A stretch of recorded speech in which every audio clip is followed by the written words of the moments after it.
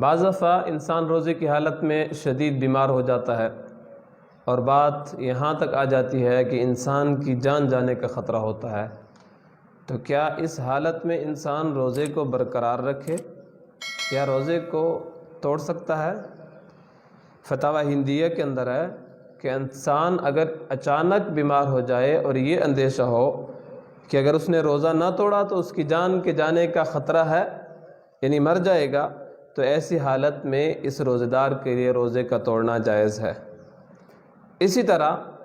اگر حاملہ عورت اس نے روزہ رکھا ہوا ہے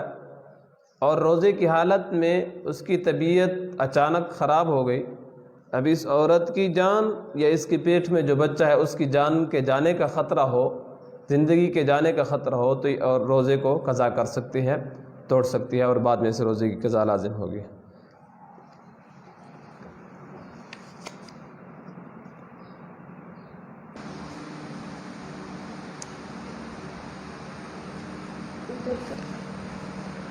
اگر کوئی نابالغ لڑکا رمضان المبارک میں بالغ ہو جائے یا کافر رمضان المبارک میں مسلمان ہو جائے، یعنی دن کے وقت جب مسلمانوں کا روزہ ہو کوئی کافر مسلمان ہو گیا،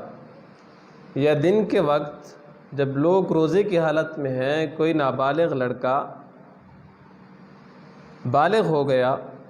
تو اس کے لیے شام تک یعنی افطاری تک